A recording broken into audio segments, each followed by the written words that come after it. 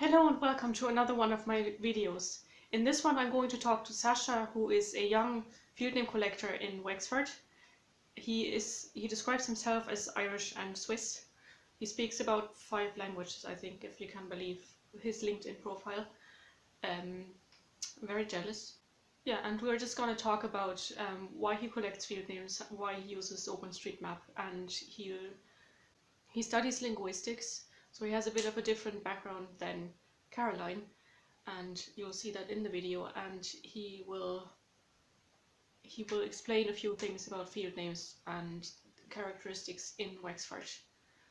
We didn't do a video call because the internet is too slow and my computer just wouldn't.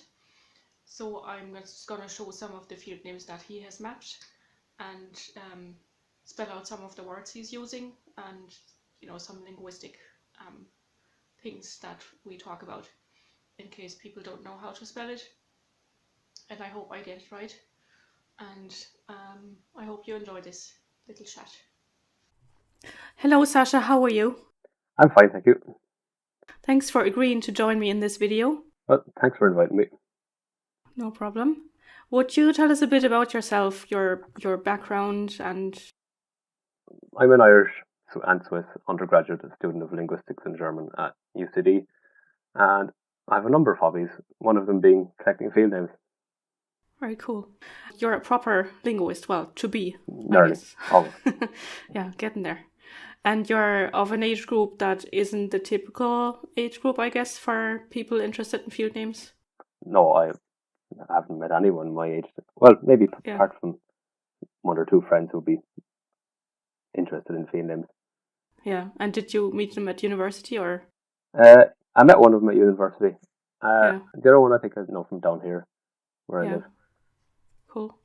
This is good to know because I think the impression is that only old people are interested, or people that don't have the technological skills to collect them then, or to, Yeah, or at least anyone, let's say, over maybe 40 or 50.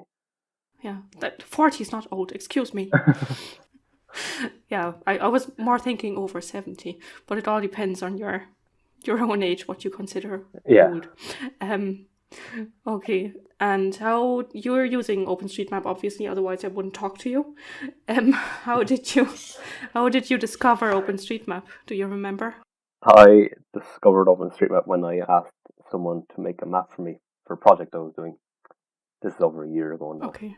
And he did the map, and then he suggested to me afterwards that I have a look at OpenStreetMap.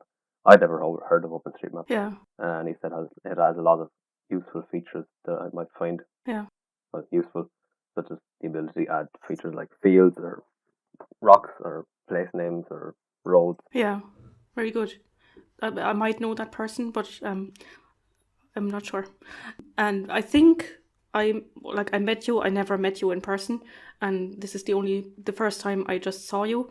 But I think the way we met was that I started collecting field names shortly after you, I guess. And one of the other mappers pointed you out to me and said, "There's a guy who collects in Wexford. You might want to contact him." I think that's the way we met. Yeah. He messaged me a few months before you did. Yeah. I think it was a Christmas beforehand, telling me that the OpenStreetMap community has noticed the work that myself and yourself are doing. So it was cool. Yeah, it's great. And do you want to tell us why you're recording field names? I record field names for 2 reasons. Well, 3 really. The first one is just a hobby. Everyone needs a hobby. Sure. Second reason is because field names are an immensely important part of our heritage. Yeah. Some of the ones that are around today are very old, possibly even hundreds of years old. And once the older generation is gone, then they're probably going to be gone too. Yeah, that's true. Well, some people might say, well, then they're gone. What's the loss? Yeah, I mean, you could argue that they're not used anymore, but lots of things that aren't used that will still preserve them. Yeah, because they were kind of used as a means to, like, an address, basically. I've said that before. Like, the men would go out into the field and work for the day, and they wouldn't come home for lunch. And then the wife, it was all a bit more gendered then, would prepare the lunch or send sandwiches out, and she would send one of the children, I guess, and say they're working in the so and so field, because they didn't have Google Maps or something like that. They couldn't give them GPS, and that's the way it worked. Or if you had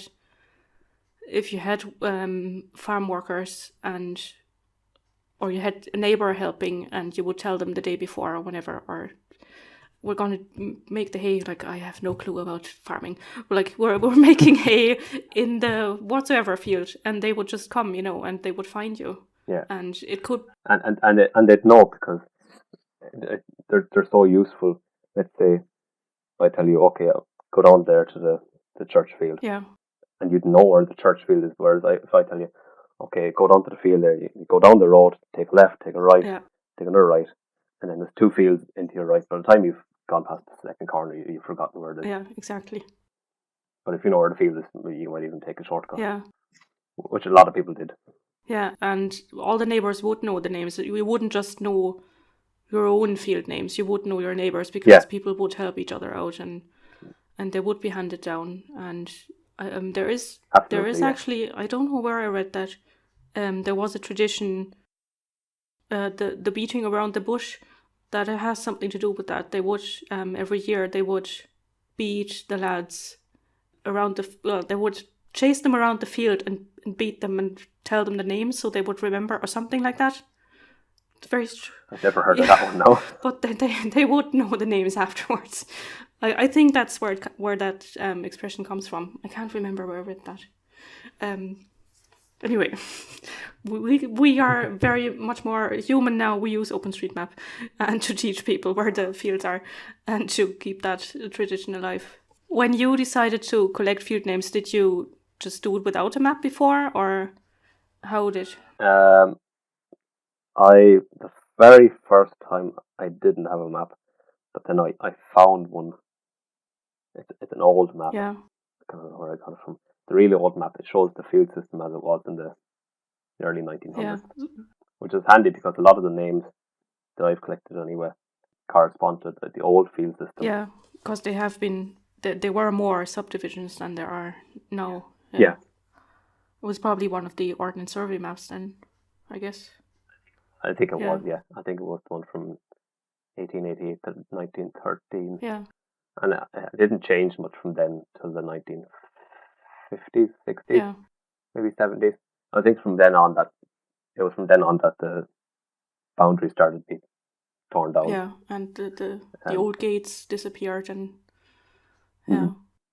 but it wasn't as if the boundaries were static beforehand. If you look, if you compare the 1840s map to the one from the late 1800s, early 1900s, a lot of areas are very different. Yeah.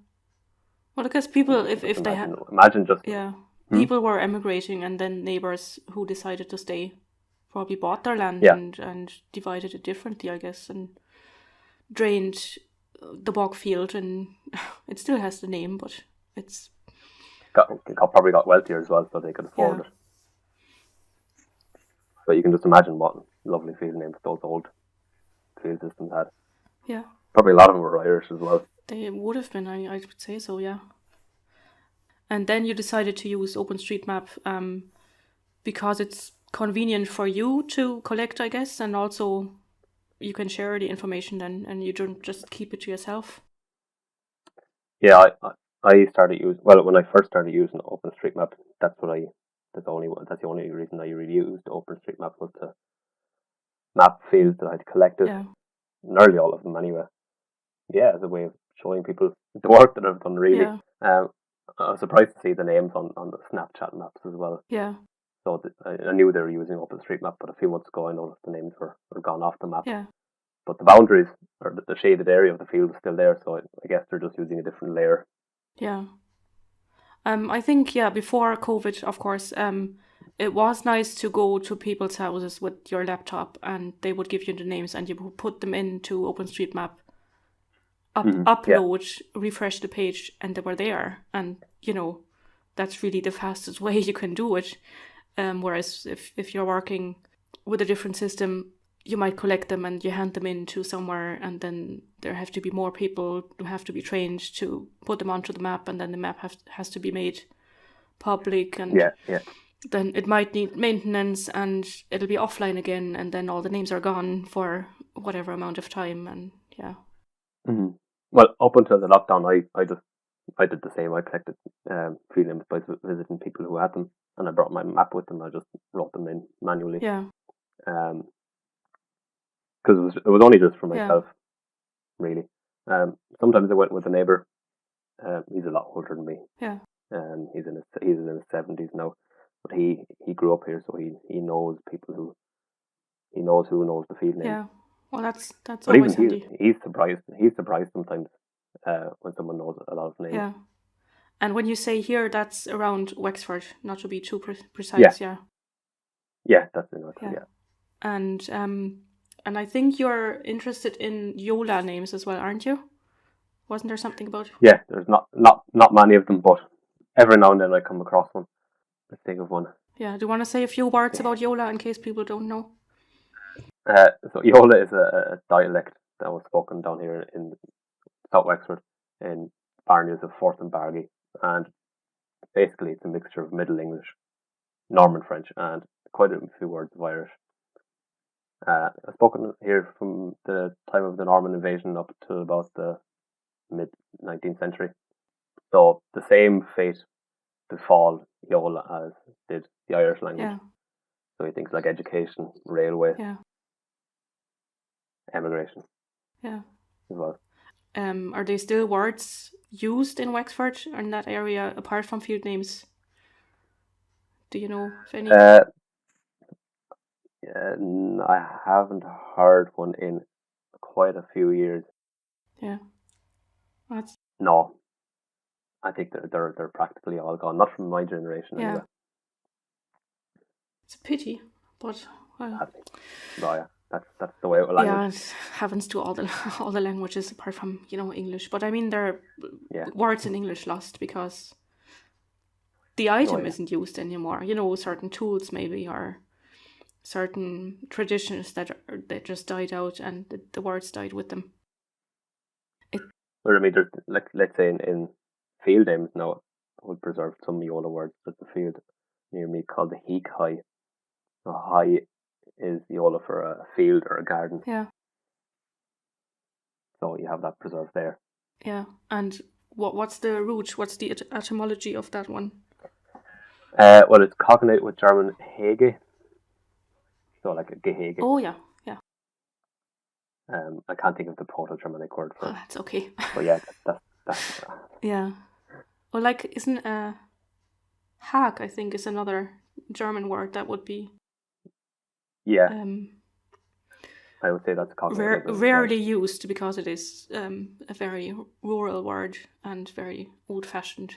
But you get it in poetry, in old poetry sometimes. So what would you call it then? Let's say a hedge now. In German, what would you call that then? A hedge is Hecke. Hecke. Okay. Okay, yeah. It could be cognate as well. In Switzerland, I just call that a Hag as well.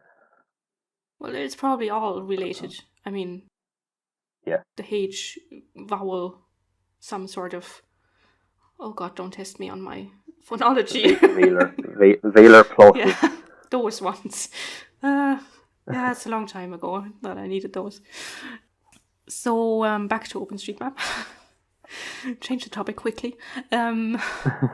So is it working out well for you with the or do you see limitations to OpenStreetMap for collecting field names? Obviously not, The only limitation I have with OpenStreetMap is, let's say I have a name that corresponds to the old field system, so the field that I refer to is now part of a bigger field. Yeah. So there's no point in me adding that name in because it's like as if it's going to refer to that corner of the field. It's not going to, and I don't know what the name of the big field is now, if it even has a name. Well, you could make it as part of a relation. I could do that, yeah. I need to find out how to do that. Yeah. I was more thinking maybe we we didn't speak, we emailed about this earlier, that it's often difficult when you have Irish names or Yola names that you don't really know how to spell it, because it is oral history, and if you try to transcribe it with the English alphabet, information gets lost. And like the stressing, for example, or the accent or whatever you want to call it, and that would be nice to either use IPA, I guess, or have an audio file or something like that. Well, you might not necessarily lose anything. You could actually gain something from it. Let's say in terms of stress. Yeah. In Irish, the difference between stress on the first syllable or the second syllable, you might get that in spelling. It all depends on how you spell your your field name. Yeah, but is there a standard how to anglicize? No, not at all. Well, that's what's getting us in trouble with all the place names now, that people have difficulties deciphering the anglicized spelling into what the Irish might be. Like we have, where I live, we have a field that the farmer calls Barnahail. He thinks it's the field of beauty or something like that. But we have also, I say we as if I owned the field.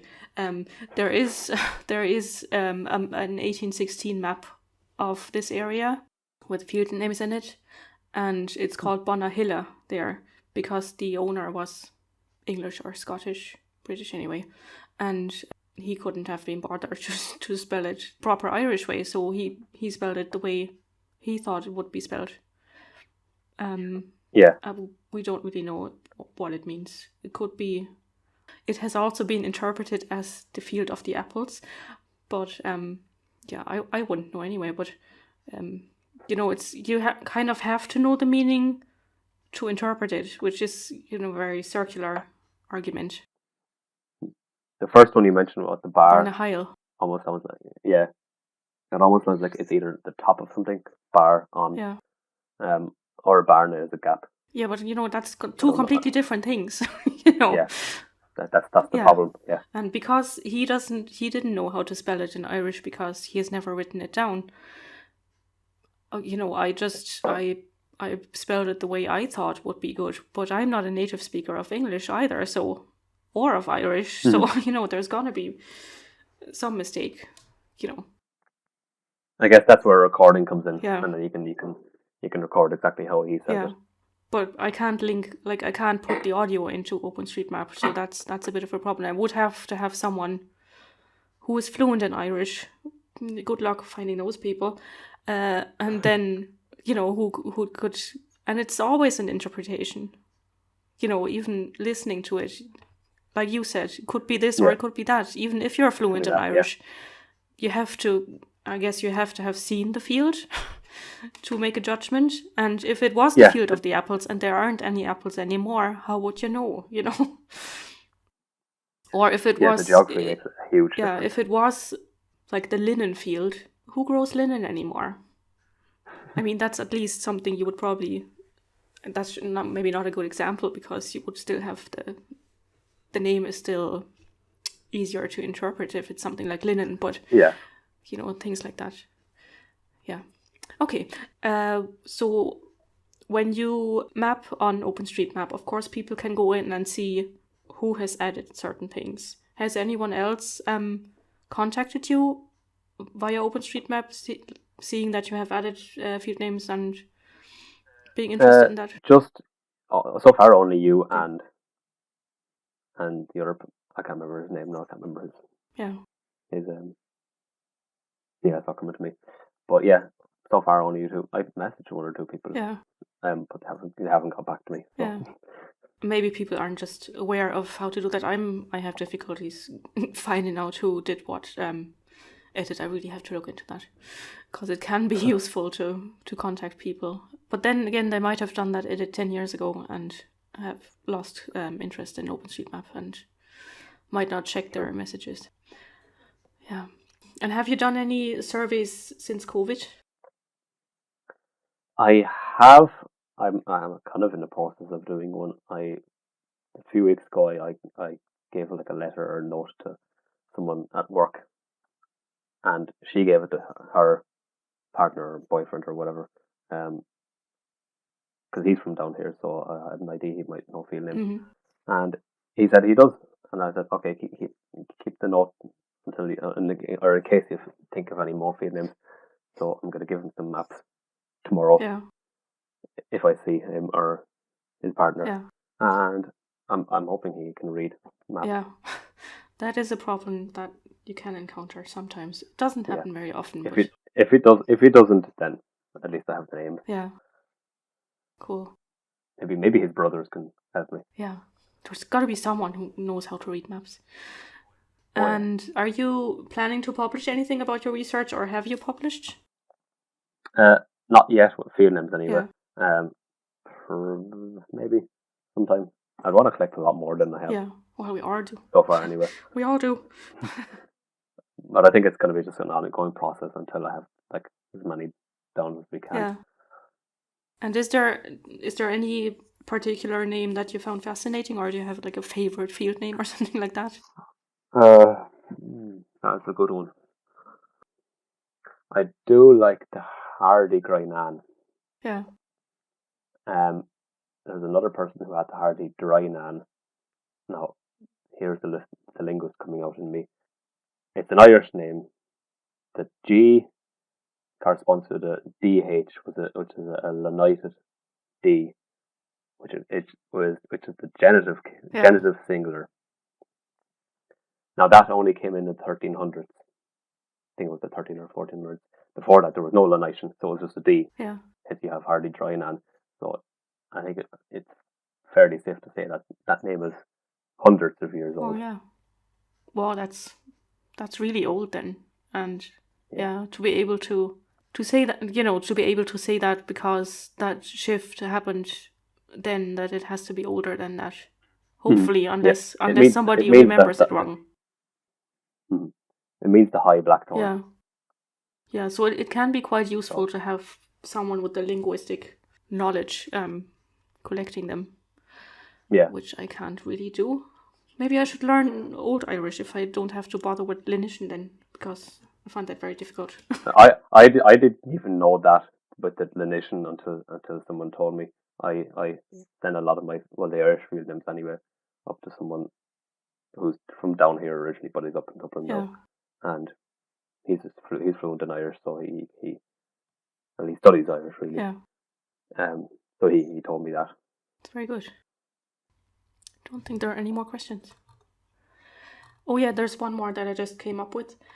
And do you talk to your professors at university about this, or? Never have. So no more follow-up questions about that then. Okay. Yeah, that's all the questions I had really that I can think of. Do you want to say anything more? Don't think so anyway. Okay. Yeah, no, that's all. I think I've said all that I have jotted down. Yeah, cool. I'll stop the recording then. I thank you very much for talking to me. Well, thank you very much.